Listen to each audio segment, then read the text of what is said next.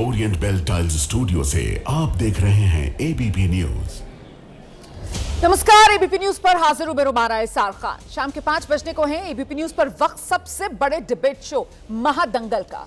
बिहार में चुनाव से पहले वोटर लिस्ट को लेकर पक्ष और विपक्ष आमने सामने। विपक्ष चुनाव आयोग की प्रक्रिया एसआईआर पर लगातार सवाल उठा रहा है, वहीं चुनाव आयोग और बीजेपी का कहना है कि इस प्रक्रिया से खामियां दूर हो रही हैं।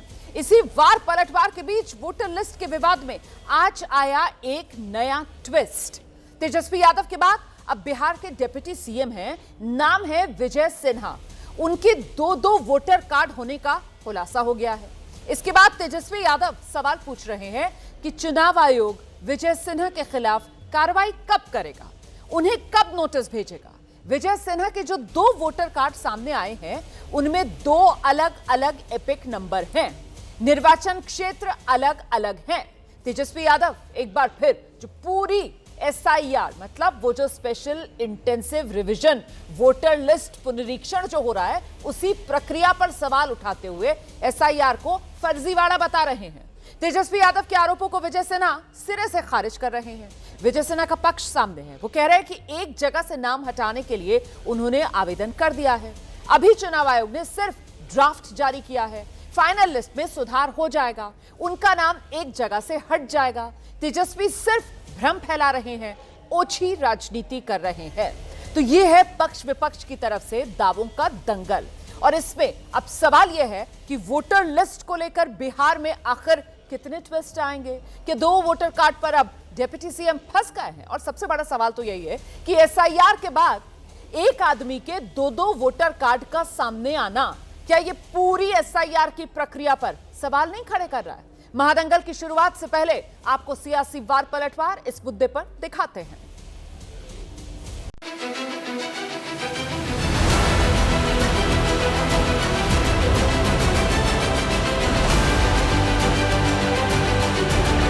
का बात है कि आपके पास 2 ईपीआईसी नंबर है, वो भी 2 अलग अलग विधानसभा क्षेत्रों का। एक में एज है 57 और एक में एज है 60। और ये प्रधानमंत्री जी के खासन खास बिहार के और कोई नहीं, बिहार के उप मुख्यमंत्री विजय कुमार सिन्हा जी।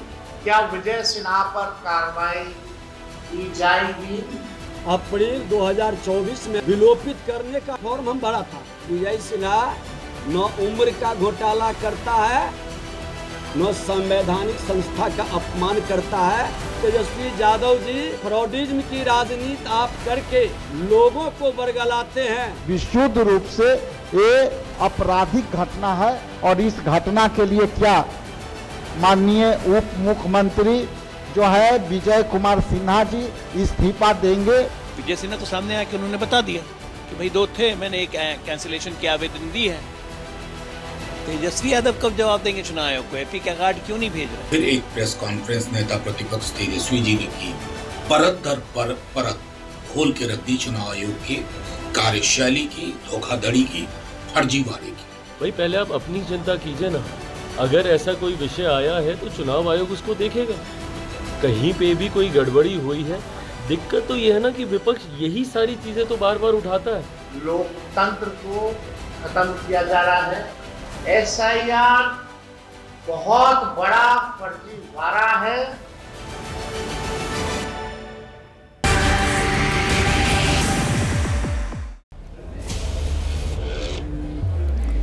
मैं आपको परिचय कराती हूँ खास मेहमानों का पैनल जो हमारे साथ मौजूद है। यहाँ स्टूडियो में आरजेडी की प्रवक्ता प्रियंका भारती हमारे साथ जुड़ रही हैं। बीजेपी की तरफ से प्रवक्ता डॉक्टर अजय आलोक हमारे साथ आज के इस शो में शामिल हो रहे हैं। आप देख सकते हैं हमारे साथ इस वक्त एआईएमआईएम के प्रवक्ता असीम वकार साहब मौजूद हैं और साथ ही युवा चेतना के संयोजक रोहित सिंह हमारे साथ हैं। बहुत स्वागत आप सभी का। डॉक्टर अजय आलोक आपके पास आ रही हूँ और इस सवाल के साथ कि एसआईआर सबसे बड़ा फर्जीवाड़ा ये साबित हो रहा है डिप्टी सीएम के 2 अलग अलग एपिक नंबर वाले वोटर आई कार्ड का सामने आने के बाद। देखिए रोमाना जी, बड़ी मजेदार बात है। डिप्टी सीएम के तो 2 एपिक कार्ड हैं, उन्होंने खुद माना। उन्होंने ये भी दिखा दिया कि 2024 में ही उसको कैंसिलेशन की उन्होंने अर्जी दे दी। 2 एपिक कार्ड थे, उन्होंने माना। यहाँ पे तो सवाल ये है कि जो दूसरा एपिक कार्ड तेजस्वी यादव जी ने दिखाया था वो चुनाव आयोग ने जारी ही नहीं किया। तो जो चुनाव आयोग ने एपिक कार्ड जारी ही नहीं किया वो एपिक कार्ड आया कहाँ से? ये ब्रह्मा जी ने भेज दिया क्या, या कृष्ण भगवान ने वो एपिक कार्ड भेज दिया? सवाल ये है। ठीक है। और जिस सवाल से भाग रहे हैं लगातार, तीसरी नोटिस दे दी है 16 अगस्त लास्ट डेट है जवाब मैं देने एक सेकंड आपको रोकूं। लेकिन पूरे मैंने बिहार में सवाल भाग इसी तेजस्वी आप जो बात कह रहे हैं ना, देखिए मैंने सवाल इसीलिए एसआईआर की प्रक्रिया को लेकर पूछा।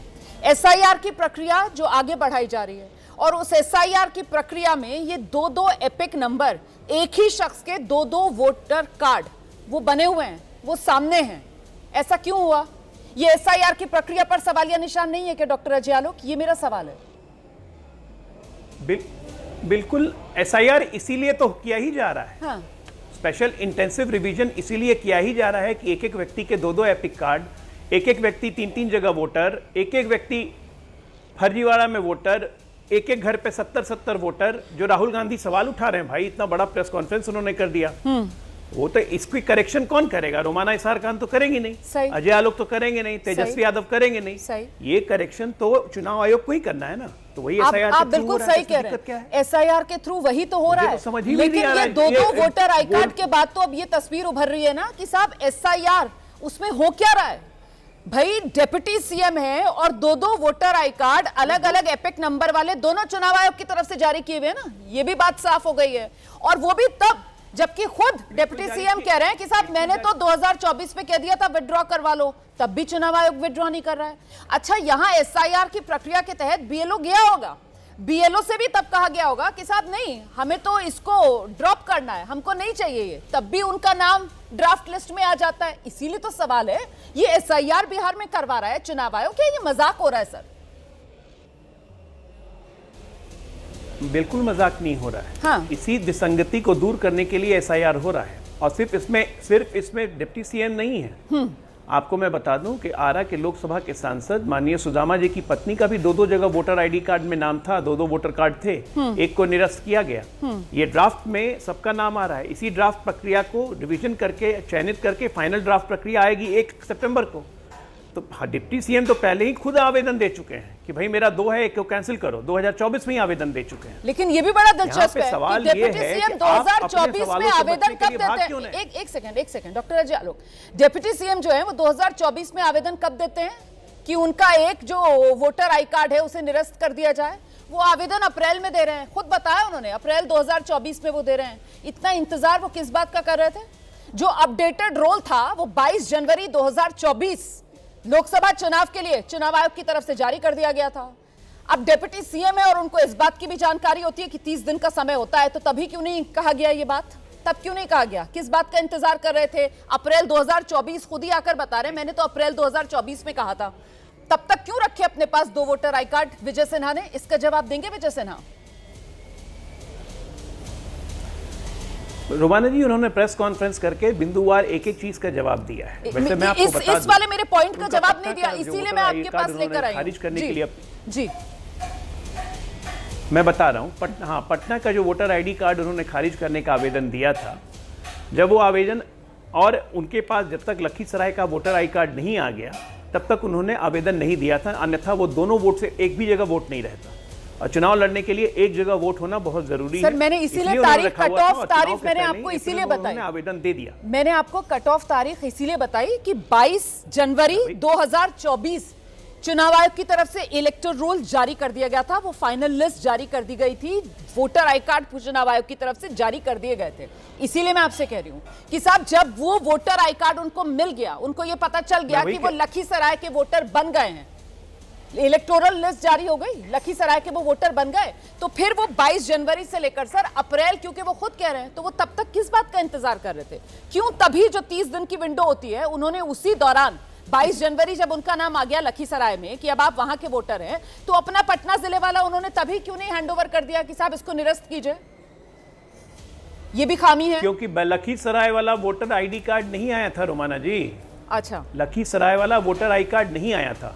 वोटर आई कार्ड की राजनेताओं को हर दिन जरूरत पड़ती है किसी न किसी कार्य के लिए, तो एक वैलिड वोटर आईडी कार्ड तो रखेंगे ना अपना पहचान के लिए। जैसे ही लखीसराय वाला वोटर आई कार्ड आ गया, इन्होंने सब सरेंडर कर दिया।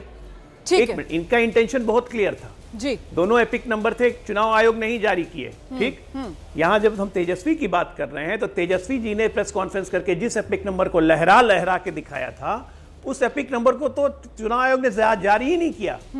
ये एपिक नंबर कहां से आया? वही तो मैं कह रहा हूं, ये ब्रह्मा जी ने भेजा, कृष्ण भगवान ने भेजा, या पाकिस्तान से आया? कहां का एपिक नंबर था ये? अब इसका चुनाव जवाब आयोग तो भी यही प्रियंका पूछ रहा है भारती सबसे। देंगी ना, आरजेडी की दो प्रवक्ता नोटिस हमारे भेज चुका, साथ मौजूद 16 तारीख का लास्ट डेट प्रियंका है। भारती देंगी। प्रियंका भारती, आप लोग कह रहे हैं कि साहब एसआईआर में फर्जीवाड़ा, और यहाँ पर डॉक्टर अजय आलोक कह रहे हैं कि साहब वो एपिक नंबर तेजस्वी यादव के पास जो दो एपिक नंबर, उसमें एक एपिक नंबर तो चुनाव आयोग की तरफ से जारी नहीं किया गया, मतलब वोटर आई कार्ड में फर्जीवाड़ा। प्रियंका भारती, रोमाना जी, point by point Tejashwi ji आज पूरा पोल खोले हैं, ना सिर्फ भाजपा का बल्कि चुनाव आयोग का भी।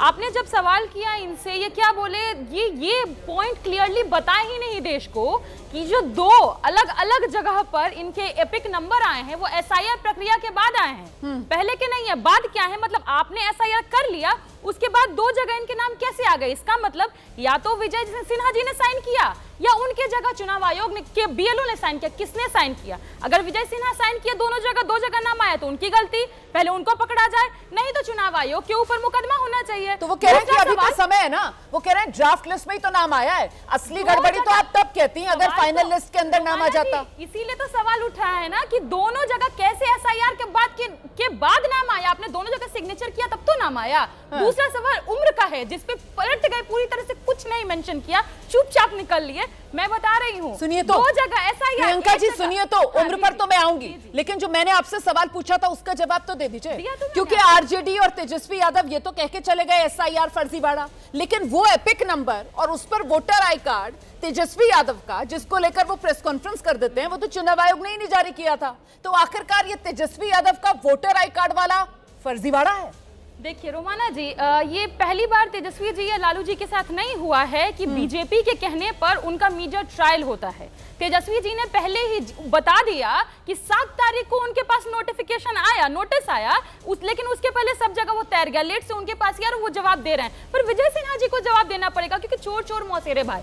उम्र का फर्जीवाड़ा सिर्फ विजय सिन्हा जी नहीं किए, सम्राट चौधरी भी किए। विजय सिन्हा क्या किए, एक जगह उनका एपिक नंबर पर दिखा रहा है उम्र उनका 54, 57। मैं उम्र पर आऊंगी, उम्र पर हम विस्तार से बात करेंगे, लेकिन मेरा सवाल यह है कि जब आप पर बात आती है तो बड़े आराम से आप इसको मीडिया ट्रायल कह देती हैं। आपके नेता खुद आकर मीडिया के सामने विजय सिन्हा पर एक्शन क्यों नहीं हो रहा है, विजय सिन्हा दो उनके एपिक नंबर वाले दो वोटर आई कार्ड, तो ये मीडिया ट्रायल नहीं हो रहा है क्या? ये मीडिया ट्रायल नहीं है, मतलब आपके लिए अलग नियम लागू होगा और डिप्टी सीएम विजय सिन्हा के लिए अलग नियम लागू होगा। नोटिस उधर कब जाएगा? और सिर्फ इतना ही नहीं, एक और खुलासा आपके चैनल से देश के सामने कर रही हूँ कि सिर्फ 57 साल और 60 साल का नहीं दिख रहा है, एक क्योंकि एक एपिक कार्ड में 57, एक में 60, लेकिन असली उम्र पता है उनकी कितनी है? 59। 2020 में जो एफिडेविट भरे हैं उसके हिसाब से तो उनका उम्र उस समय में था 54, 5 साल जोड़ लेते हैं, हो गया 59। तो ये अब तो कहीं भी सही उम्र नहीं दिखा है। कौन सा ऐसा यार हुआ? परसों आई थी ना आपके शो पे मैं रोमाना जी, मैंने आपको मुजफ्फरपुर का आंकड़ा दिया था, 250 से ज्यादा लोग एक घर में रह रहे थे, बीच में जमुई भी आ गया। 247 लोगों का बूथ संख्या 86 पर आज भी एक ही मकान में रह रहे हैं। तो अब तो एसआईआर की प्रक्रिया पर पूरा देश सवाल उठा रहा है, ऐसे एक घर में इतना सारा वोटर कैसे हो सकता है? नहीं, बढ़िया है, बढ़िया है।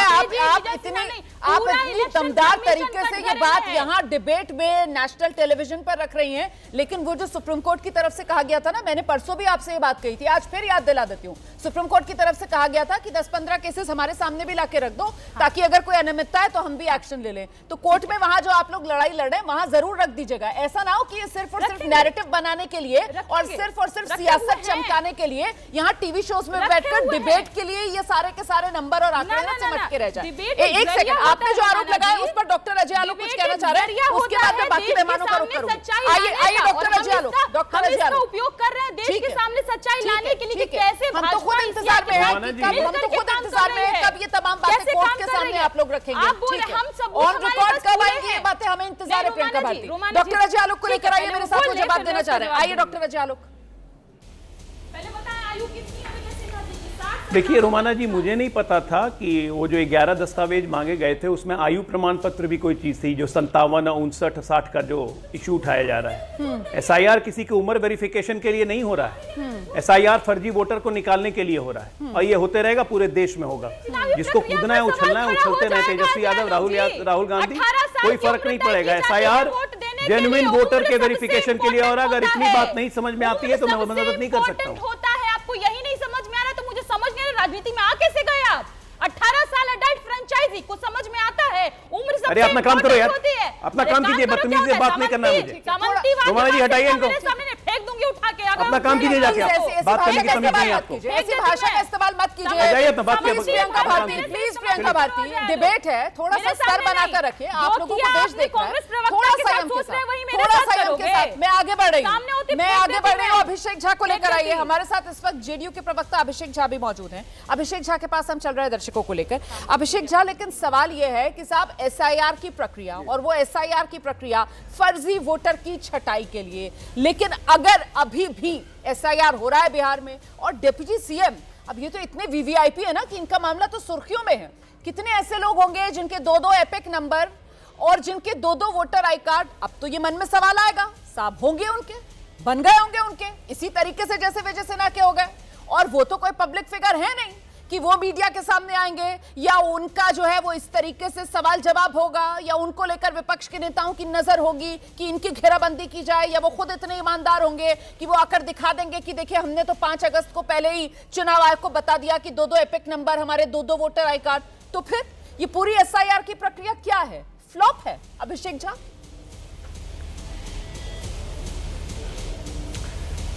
आपने बहुत तरह की प्रक्रियाओं को देखा होगा रोमाना जी, और जब भी कोई प्रक्रिया होती है उसमें त्रुटियां गड़बड़ियां होती हैं, तभी हम स्पेशल इंटेंसिव रिवीजन उसको कहते हैं। ठीक है। तो आप जैसे बता रही हैं कि विजय सिन्हा जी के मामले को VVIP मामला है, तेजस्वी यादव जी ने उठाया, उठाने के बाद जो एक्सप्लेनेशंस देनी थी वो विजय सिन्हा जी ने बखूबी दी।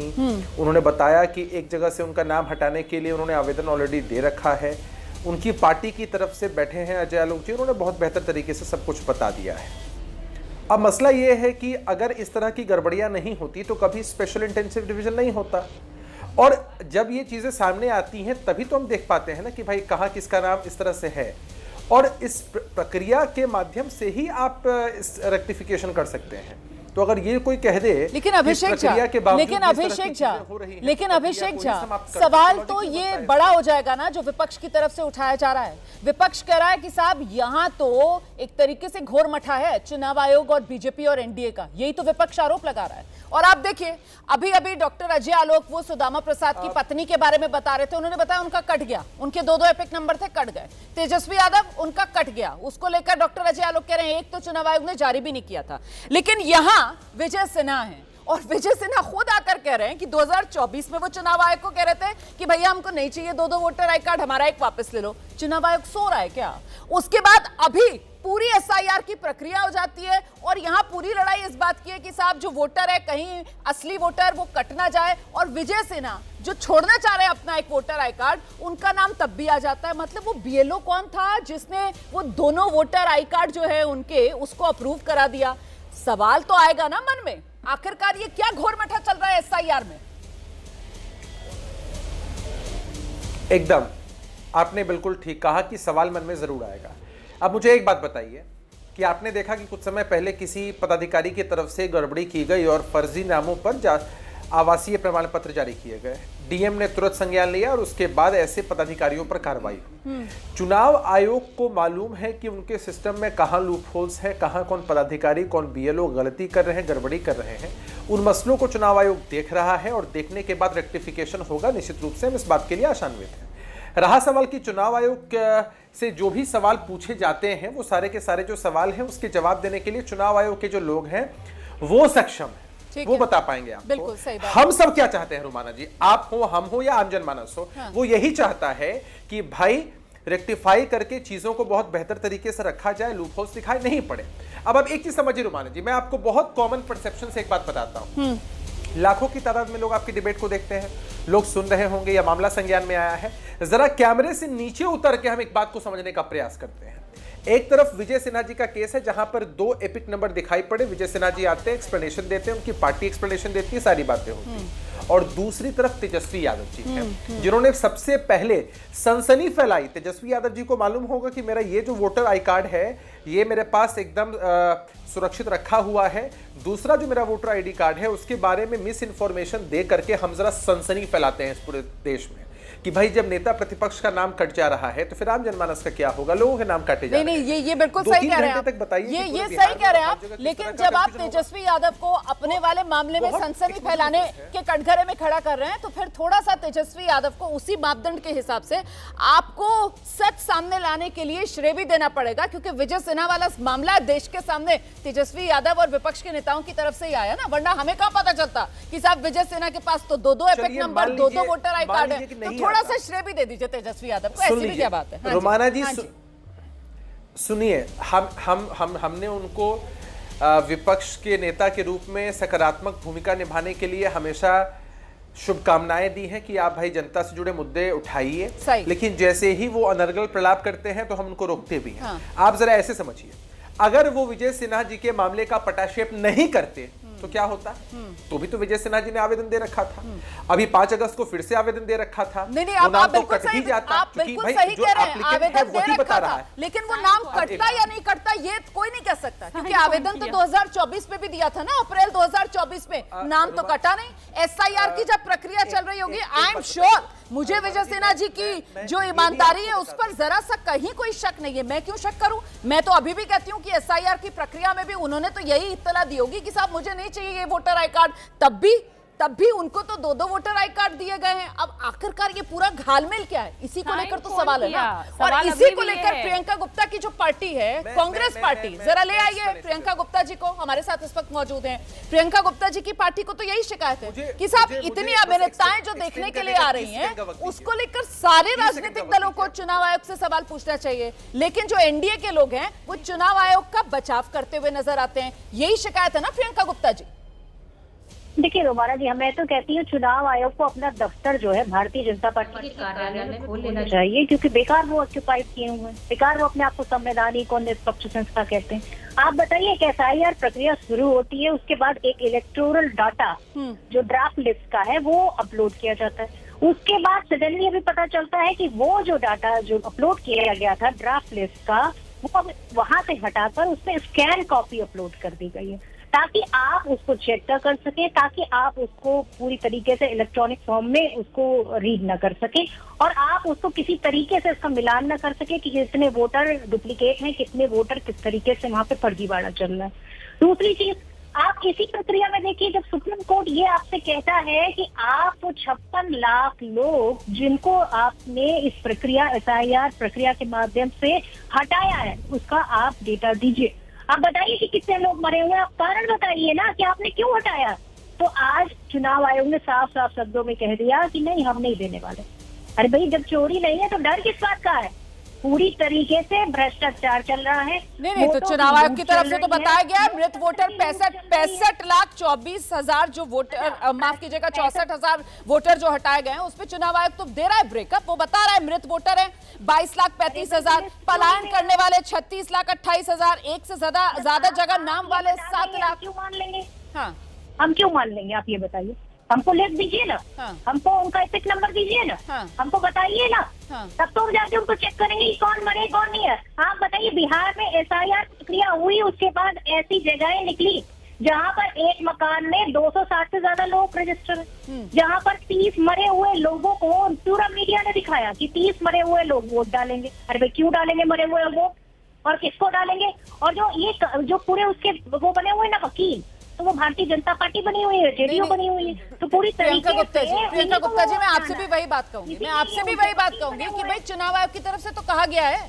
कि आप 10-15 ऐसे लोग दिखा दो जो जिंदा है और जिनको चुनाव आयोग ने मृत बता दिया है। आप लाकर दिखा दीजिए, आप सुप्रीम कोर्ट को दिखा दीजिए ना। सुप्रीम कोर्ट में दूध का दूध, पानी का पानी हो जाएगा। नहीं, अब मैं तो वही कह रही हूँ जो सुप्रीम कोर्ट ने आप लोगों से कहा है। आप ही लोग सुप्रीम कोर्ट में जाकर लड़ाई लड़ रहे हैं ना। जनता देख रही है, और जनता सबसे बड़ा जजमेंट है इस देश का। लोकतंत्र में जनता ही डिसाइड करती है और जनता पूरी तरीके से देख रही है किस तरह का फर्जीवाड़ा चल रहा है, किस तरीके दिक्कत से तो ये है ना कि जनता जनार्दन है लोकतंत्र के अंदर, लेकिन जनता जनार्दन जब अपना फैसला सुनाती है वोट के जरिए, उसको भी तो आप लोग नहीं मान रहे ना। उस पर भ्रम आप ही लोगों की वजह से फैल रहा है, क्योंकि कटघरे में आप ही लोग चुनाव आयोग को खड़ा किए दे रहे हैं। जजमेंट होगा तो ऐसे में कोई तरीका तो होगा ना, जनता कोई तरीका तो होगा ना। अब सुप्रीम कोर्ट पर भी आप कहीं ना कहीं ये सवाल खड़े कर रहे हो, ये सब कहकर भाई सुप्रीम कोर्ट जहां आप लोग लेकर गए उस मामले में, वहां रखिए अपने पास से सबूत, जो भी आप दिखाना चाहते हैं रखिए वहां पर, ताकि साफ हो मामला क्या है। चुनाव आयोग मैं रोहित सिंह का रुख कर रही हूँ, मैं रोहित सिंह का रुख कर रही हूँ, संयोजक है युवा चेतना के, हमारे साथ इस वक्त मौजूद है और उनसे जानते हैं। रोहित सिंह, ये विजय सिन्हा के दो वोटर आई कार्ड वाला मामला जो सामने आया है, एसआईआर की प्रक्रिया पर सवालिया निशान इससे लगा?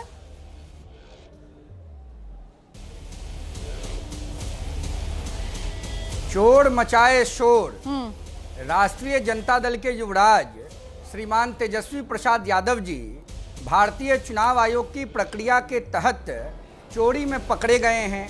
अब अपनी चोरी को छुपाने के लिए सीनाजोरी करने का अंतिम प्रयास कर रहे हैं। विजय सिन्हा जी ने 2024 में और 2025 में दो बार आवेदन दिया था अपने नाम को काटने के लिए।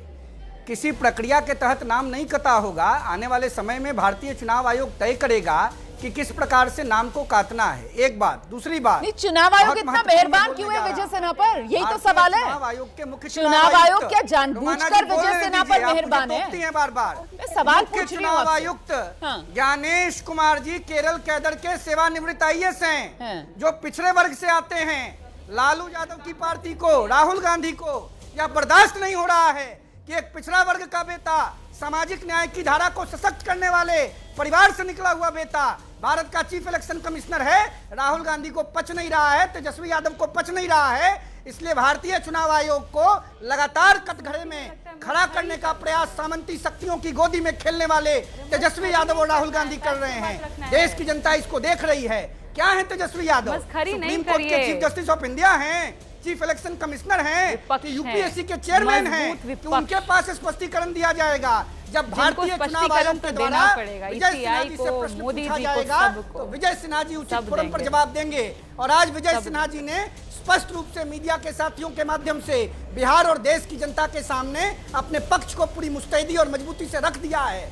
तेजस्वी यादव पहले जवाब दें कि उनका नाम दो जगह था, क्यों नहीं नाम काटने के लिए लेटर लिखा था भारतीय चुनाव आयोग को। है कोई जवाब तेजस्वी यादव के पास? बिहार के डिप्टी सीएम विजय सिन्हा जी ने दो तारीखों को स्पष्ट रूप से मीडिया के साथियों के माध्यम से बिहार की 14 करोड़ जनता, कौन साइन किया उनका फॉर्म के सामने रख दिया है। कौन साइन किया उनका फॉर्म? इसीलिए तो सवाल है ना भाई, इसीलिए कटघरे में विजय सिन्हा ने जो अपने लिए सफाई दी है, उस सफाई से कटघरे में चुनाव आयोग आ गया है। रोहित सिंह जी विजय सिन्हा की तरफ से जो सफाई दी गई है, उसी सफाई की वजह से कटघरे में चुनाव आयोग आ गया है। लेकिन आप ये कह रहे हैं कि साहब चुनाव आयोग पर निशाना इसलिए साधा जा रहा है क्योंकि जो मुख्य चुनाव आयुक्त हैं वो एक जाति से आते हैं, इसी वजह से आंखों में खटक रहे हैं राहुल गांधी और तेजस्वी यादव के। असीम बकर, क्या है पूरा मामला आपकी नजर में? एसआईआर वाला ये और दो वोटर आई कार्ड वाला, तेजस्वी यादव के भी सामने आ गए, विजय सिन्हा के भी सामने आ गए। बकर साहब, हमारी नजर में ये पूरा मामला है वोट चोरी का। जैसे सोना चोरी, पैसा चोरी, गिरा कटी, मोटरसाइकिल चोरी, कार चोरी करते हैं ना लोग, उसी तरह ये वोट चोरी का मामला है। भाई सीधी सी बात है, आपने कहा कि 63 लाख वोटर जो है वो उसमें या तो मरे हुए हैं या फला वाले हैं। आप उसकी लिस्ट क्यों नहीं जारी कर रहे हैं? आप जारी कीजिए लिस्ट। किस बात की चोरी है आपको? आप पूरे हिंदुस्तान के 140 करोड़ लोगों की वोटर आईडी अपने पोर्टल पर जारी कर सकते हैं, और state wise, city wise, district wise, विधानसभा वाइज, वार्ड वाइज। तो ये जो आपने नाम हटाए हैं, इसका एक नया पोर्टल बना के 63 लाख लोगों का जारी कर दीजिए कि ये मरे हुए वोटर हैं, ये डुप्लीकेट वोटर हैं। आप जारी कर दीजिए। आप हम लोगों से क्यों कह रहे हैं? दूसरी बात, अगर विजय सिन्हा साहब ने जैसा कि बीजेपी प्रवक्ता ने कहा और जेडीयू वालों ने कहा, और वो एक साहब अभी तक बोल रहे हैं, उन्होंने कहा कि मैंने 2 बार नाम काटने की एप्लीकेशन दी जी। तो जिस अधिकारी ने नाम नहीं काटे हैं या जो लोग जिम्मेदार थे विभाग के, उनके ऊपर क्या एफआईआर नहीं होना चाहिए? सही बात है। इसकी जिम्मेदारी कौन लेगा? बिल्कुल सही बात है। और अगर सुनिए मैडम, बहुत देर बाद आई हैं आप, बहुत देर बाद आई हैं आप। एक सीधी सी प्रक्रिया है देश में, आधार कार्ड जिसमें नंबर पड़ा हुआ है, अगर वोटर को आधार से लिंक कर देंगे तो 2, 3, 4, 5 जितने वोटर आईडी होंगे सब डिलीट हो जाएंगे, एक बचेगा। बहुत आसान काम है, वो अपने आप ही डिलीट हो जाएगा। तो चुनाव आयोग इतना खर्चा क्यों कर रहा है? ये बीएलओ भेजो, वो बीएलओ भेजो, ये फॉर्म भरवाओ, इतनी स्टेशनरी लगाओ, इसको यहाँ से भेजो, इस पे स्कूटर दो, उसको कार दो, ये कंप्यूटर पे काम हो रहा है। जब वोटर आईडी से जैसे ही आप उसको लिंक करेंगे, वैसे ही डुप्लीकेट जो कार्ड हैं वो सब डिलीट हो जाएंगे। तो आप इतना लेंथी प्रोसीजर क्यों अपना रहे हैं?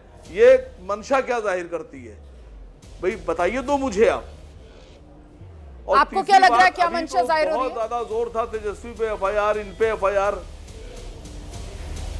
नहीं मैडम, मेरा कोई नाजायज सवाल हो तो मुझे वापस कर दीजिए। नहीं, मैं सवाल पूछ रही हूँ आपसे। नहीं, मैं आपसे, आप कह रहे हैं कि मंशा, मैं वही जानना चाह रही हूँ, मंशा क्या है? फिर मैं चलती हूँ डॉक्टर अजय आलोक के पास। जी, मंशा आपको क्या लग रही है? आ रही हूँ आपके पास। जी, ये मंशा ये है कि ये बीजेपी की जो सरकार केंद्र में है, वे उसके सेवा भाव से काम किया जा रहा है। ठीक है, समर्पित लोग हैं। ठीक है, वही आरोप। ठीक है, माननीय प्रधानमंत्री जी का आदेश होगा वैसा काम करेंगे। ठीक है, डॉक्टर अजय आलोक, देखिए फिर आरोपों के कटघरे में अब चुनाव आयोग, लेकिन निशाने पर बीजेपी और एनडीए कि साहब ये गलतियां पकड़ न ली जाएं। इसी वजह से देखिए जो 65 लाख से ज्यादा वोटर्स के नाम काटे हैं, उनका एक तो लिस्ट जारी नहीं चुनाव आयोग की तरफ से की जा रही है, और फिर वही बात की जा रही है कि कौन है वो जो इतना मेहरबान विजय सिन्हा पर, कम से कम आयोग के अंदर भी तो जवाबदेही और जिम्मेदारी तय हो ना। ये अगर अनियमितता सामने आ रही है, और खुद विजय सिन्हा अगर कह रहे हैं कि वो 24 पे भी कह रहे थे भाई मेरा एक वोटर आई कार्ड खत्म करो, वो अभी भी कह रहे हैं मैंने 5 अगस्त को भी दी, और पूरी एसआईआर की प्रक्रिया हुई। हम तो मान रहे हैं कि साहब पूरी ईमानदारी के साथ विजय सिन्हा ने तो उस एसआईआर वाली प्रक्रिया में भी जब हिस्सा लिया होगा तो बीएलओ को कह दिया गया होगा कि साहब नहीं बनाना है वोटर आई कार्ड 2-2, एक ही चाहिए हमको, फिर भी उनके 2-2 वोटर आई कार्ड बन रहे हैं। तो कहीं तो जवाबदेही, जिम्मेदारी किसी की तो तय हो ना सर। चुनाव आयोग जो कर रहा है वो सियाह सफेद करके तो नहीं जा सकता है। देखिए रोमाना जी, सबसे पहले तो चुनाव आयोग का मैं प्रवक्ता नहीं हूँ जी। चुनाव आयोग को अपनी जिम्मेदारियां पता है। एक संवैधानिक संस्था को मुझे जिम्मेदारी सिखाने की जरूरत नहीं है, ना आपको जिम्मेदारी सिखाने की जरूरत है। ये काम राहुल गांधी साहब को मुबारक, तेजस्वी जी को मुबारक, हम लोग को जरूरत नहीं। पर जो अनियमितताएं आ रही है वो तो हम उजागर करेंगे ना।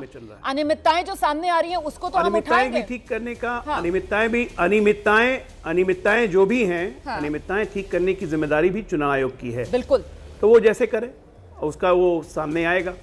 किस अधिकारी पे कैसे कार्रवाई करते हैं ये भी चुनाव आयोग का दायित्व है, मेरा दायित्व नहीं है। ठीक है, मैं ये कहना चाहता हूं आपको कि राहुल गांधी जी ने जो प्रेस कॉन्फ्रेंस की जी, उस प्रेस कॉन्फ्रेंस का पॉइंट बाय पॉइंट रिब्यूटल कर दिया उठा के। ये फर्जी तरीके से आदेश श्रीवास्तव को लखनऊ का ये वोटर इन्होंने बनाया, महाराष्ट्र का वोटर इन्होंने बना दिया। अब इसी पे चुनाव आयोग उनसे जब एफिडेविट मांग रहा है तो नहीं बनाया, आपके इलेक्शन कल मार्च निकालेंगे संसद से लेके इलेक्शन कमीशन तक, वहां जाके एफिडेविट भी संभाल दें। यहाँ टीवी पे आके हंगामा करना आसान है रोमाना जी, टीवी पे आके आरोप लगाना आसान है, प्रेस कॉन्फ्रेंस करके आरोप लगाना आसान है, लेकिन एफिडेविट साइन करना लीगल डॉक्यूमेंटेशन हो जाता है, केस हो जाएगा, जेल जाएंगे। यही डर है ना। बहुत आराम से वो पिक्चर के डायलॉग की तरह बोल दिया कि मैं सांसद हूँ, मेरा वचन ही एफिडेविट है।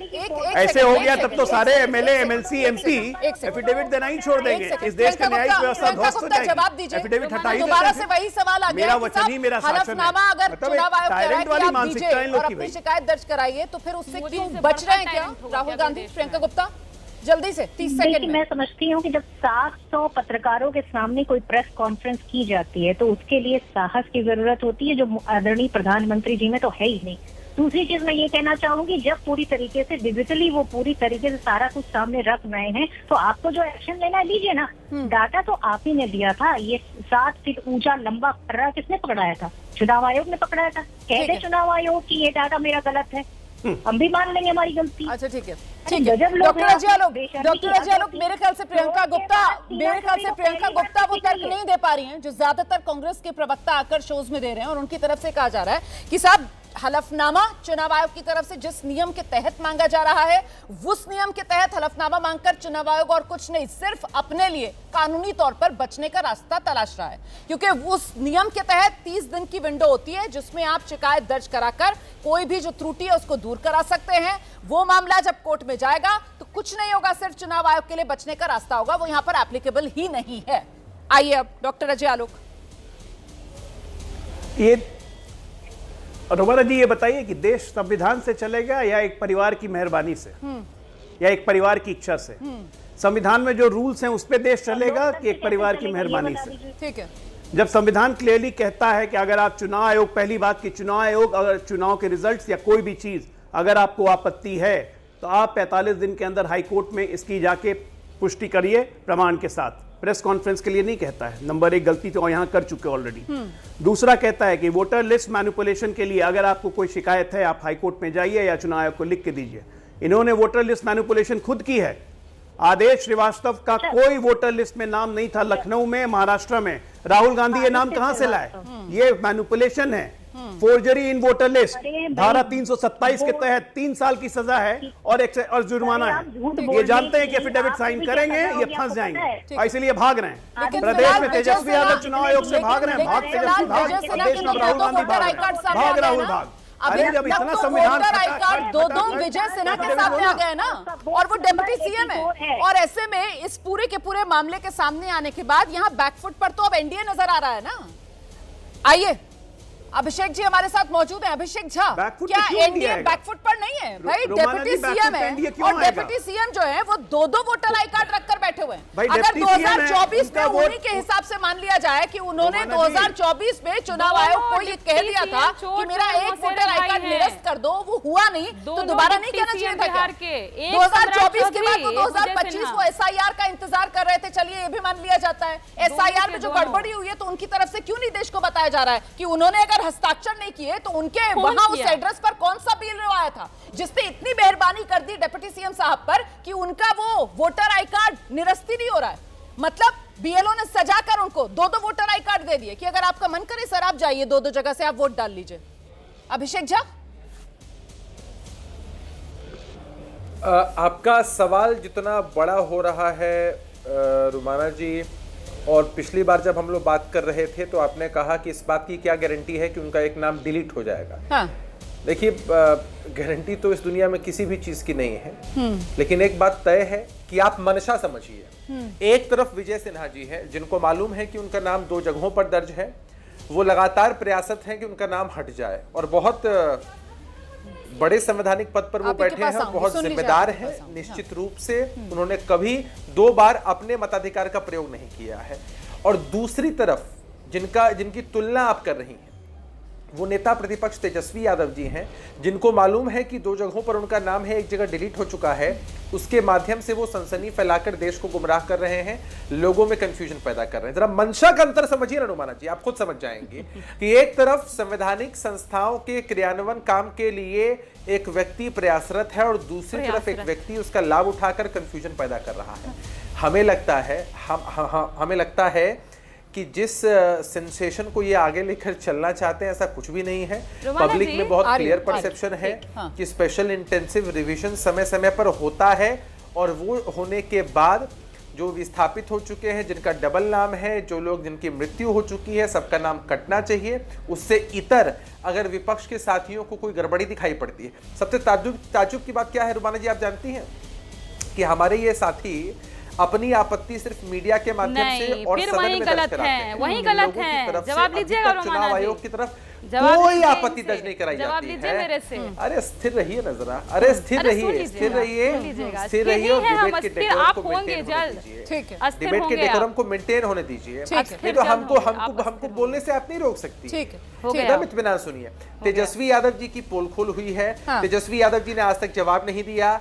तेजस्वी यादव जी एक राजनीतिक बेशर्मी का परिचय दे रहे हैं, हठधर्मिता दिखा रहे हैं, और ये दिखा रहे हैं, हमारे लिए सबसे इम्पोर्टेंट क्या है, हमारे लिए तनिक भी सबसे शर्म इम्पोर्टेंट नहीं है। अरे शांत कराइए अब सुन लीजिए, रोमाना जी, क्यों मैं बुलाते जवाब हैं दे ऐसे दूं? लोगों को एक डिबेट सेकंड, में? ठीक है जब अभिषेक ये जी आपकी बात अपनी पूरी कर लो, बकवास उसके बाद कर आप रही ही के थी, पास आ रही हूँ। मैंने नहीं, उनको रोका क्या? थोड़ा सा ही हमसे नहीं बकवास रोका। जैसे शब्दों का इस्तेमाल मत बकवास कीजिए आप लोग प्लीज। करते हैं। मैं प्रियंका भारती जब के पास गजल आऊंगी, पिछड़ा बस बोले अभिषेक तो जी, आप बकवास 30 हो जाता सेकंड है। में आपका बड़ा बात मीठा मीठा साउंड कर आ रहा है रही हूँ। देश के प्रियंका जी सामने। आप ही के पास आ रही हूँ। अभिषेक जी जल्दी से प्लीज 30 सेकंड में बात पूरी कीजिए।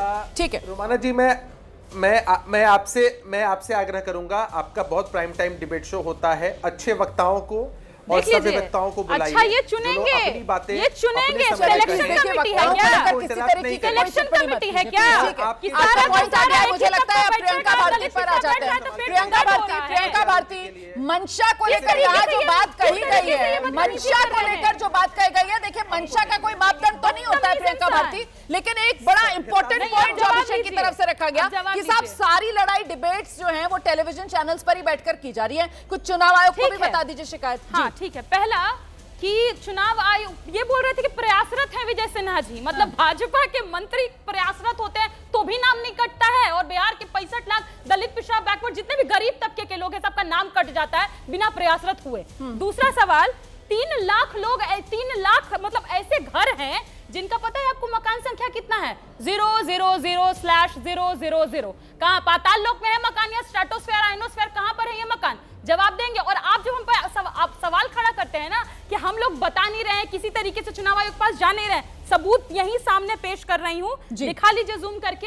ये देख रहे हैं आप, ये सारे के सारे हमने जितने भी हमने आपत्तियां दर्ज कराई है ना उसका हमने स्लिप लिया है, ये सारे आपत्तियां दर्ज कराई हैं, लेकिन चुनाव आयोग कहता है कि हमारे पास कुछ आया ही नहीं। और जब हमारे जिला अध्यक्ष जाते हैं ना इनके खिलाफ में या जो भी त्रुटियां रही हैं उसके खिलाफ अपनी बात रखने के लिए, क्या उनको धक्के देकर के बाहर निकाला जा रहा है, उनको कह रहा है कि आपके ऊपर FIR करेंगे। हमारे लोग जितनी भी खामियां आ रही हैं प्रोसेसेस में उसको हम जाते भी हैं वहां पर तो हमारी बात नहीं सुनी जाती है। इस तरीके से आपकी सरकार फंक्शन कर रही है और आप फंक्शन करवा रहे हैं। और तीसरी सबसे गंभीर जो बात है वो ये है कि जब हम सवाल उठा रहे थे ना 65 लाख लोगों का नाम क्यों कटा, कैसे कटा, किसका कौन सा बूथ संख्या है, किस लिए काटा गया, जवाब देने के बजाय चुनाव आयोग ने क्या किया है कि डिजिटल कॉपी हटा करके स्कैन्ड डाली गई है ताकि आप नंबर टाइप करेंगे तो आप डिटेल में नहीं आएगा, किसी का नाम नहीं आएगा। और सुप्रीम कोर्ट में तो उल्टे जाके ये कह रहा है नहीं बताएंगे हम किस लिए किसका नाम कटा। मतलब आप कौन हो रहे हैं? लोकतंत्र की रक्षा के लिए बिठाया गया था आपको, मनमानी करने के लिए नहीं।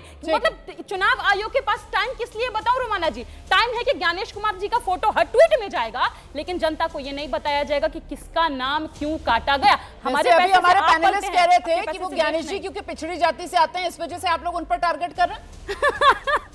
पिछड़ी जाति से आते हैं इसलिए टारगेट कर रहे हैं। मैं पिछड़ी जाति से आती हूँ इसलिए यहाँ पर बैठ करके जदयू प्रवक्ता, भाजपा प्रवक्ता हमको टारगेट जरूर करते हैं। जब भी हम बोलना शुरू करते हैं ये कहते हैं इसको बोलने नहीं आता है, इसको बोलने नहीं आता है। आपसे ज्यादा पढ़ी लिखी हूँ, डॉक्टर होने जा रही हूँ, आपसे ज्यादा समझदार हूँ, पर आप मुझे कभी बराबर में बैठने देखना आपको दर्द होता है। नहीं चाहते हैं कि ऐसी महिलाएं आए राजनीति में जो आपकी पोल पट्टी खोले। मैं सीधे एक बात बोलूंगी, सिर्फ एक बात बोलूंगी, ज्योतिबा फुले ने कहा था सूरज को हथेली से कब तक ढकोगे, नहीं ढक पाइएगा। जितनी पिछड़ी दलित आबादियां हैं इस देश की, वंचित तबके के लोग हैं, पिछड़े लोग, आदिवासी लोग, सब आगे आएंगे, सब सवाल पूछेंगे, कितना भी कुछ भी आप कह लीजिए उनको, सब आगे आएंगे, आदिवासी से, महादलित से, अति पिछड़ा से कोई मतलब नहीं है। ठीक है, लालू यादव का पूरा परिवार आपने अपनी बात परिवार पर केंद्रित है। पिछड़ा दलित, पिछड़ा महादलित, वनवासी, आदिवासी और समाज के अंतिम व्यक्ति के खिलाफ राष्ट्रीय जनता दल और कांग्रेस है। रोहित जी आप बोलते बहुत बढ़िया तरीके से, रोहित जी आप बोलते बहुत बढ़िया तरीके से, लेकिन दिक्कत ये है कि आप सुनना नहीं चाहते हैं सर।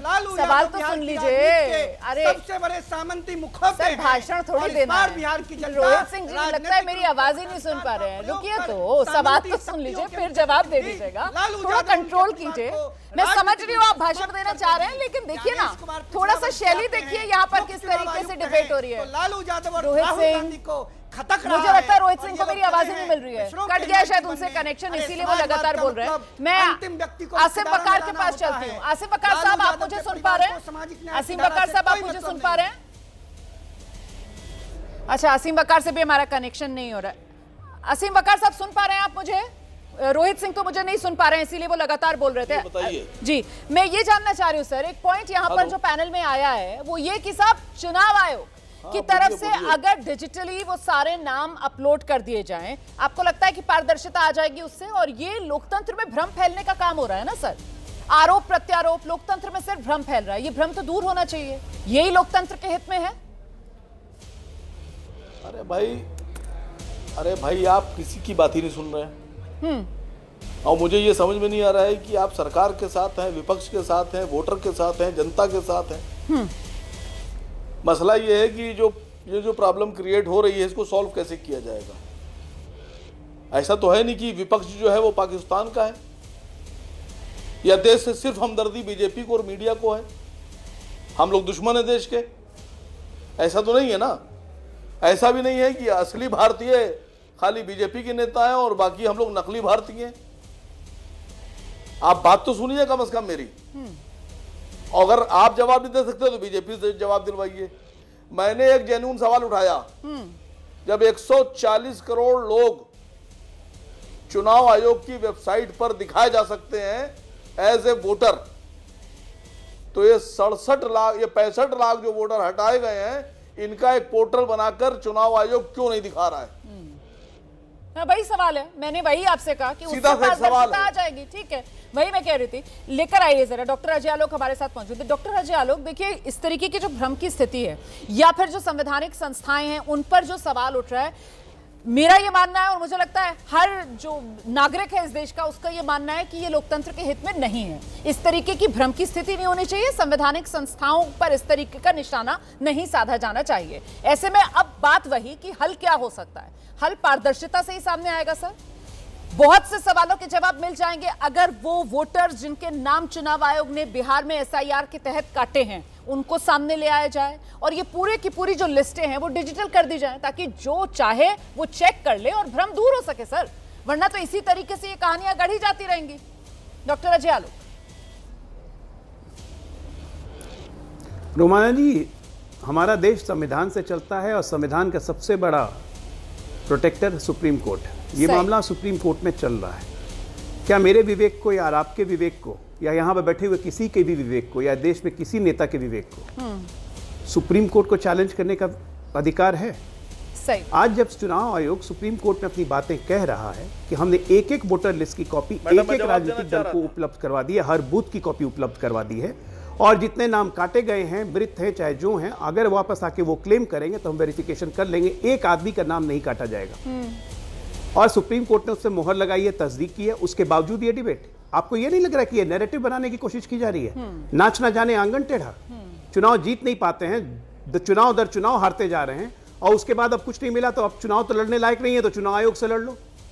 लड़िए चुनाव आयोग से। चुनाव आयोग बहुत सक्षम है आपको जवाब देने के लिए, सुप्रीम कोर्ट भी बहुत सक्षम है। ये तो सुप्रीम कोर्ट पे भी आवाज उठाने वाले लोग हैं। ये वकील जो बैठे हुए हैं असीम साहब, जब राम मंदिर पे फैसला आया तो कहे कि सुप्रीम कोर्ट इज नॉट फॉलिएबल। अपने हिसाब से फैसला नहीं आता है तो सुप्रीम कोर्ट पे भी आवाज उठा देते हैं।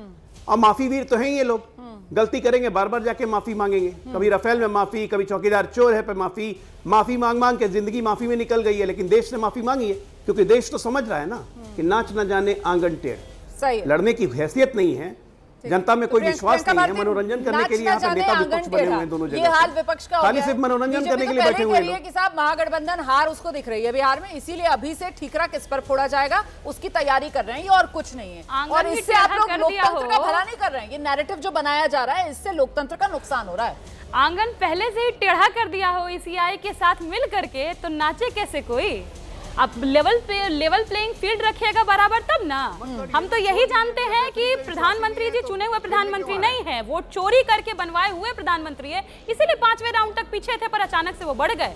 अगर डिजिटल कॉपी डेटा की प्रोवाइड करवा दी जाए तो इस देश में सत्ता पलट होगा, क्योंकि सब जगह से ये निकल करके आएगा कि कहां कितने वोटों की चोरियां हुई हैं। चलिए ठीक है, समय इतना ही है। अब ये डिजिटल कॉपी डेटा की क्या प्रोवाइड कराई जाएगी, अब क्या अगली सुनवाई में सुप्रीम कोर्ट में ये वाला मुद्दा भी आपको सुनाई पड़ेगा और इस पर सुप्रीम कोर्ट की तरफ से क्या कुछ रुख देखने के लिए मिलेगा, इस पर हमारी नजर लगातार बनी हुई है। फिलहाल एसआईआर का मुद्दा ऐसा है जिस पर सियासत थमने का नाम नहीं ले रही, और ये नया ट्विस्ट जो आज आया, डिप्टी सीएम बिहार के 2-2 voter I card 2-2 epic number वाले उनके सामने आए, जिस पर हम ये चर्चा कर रहे थे। फिलहाल इजाजत दीजिए, बहुत शुक्रिया आप सभी का हमारे साथ जुड़ने के लिए।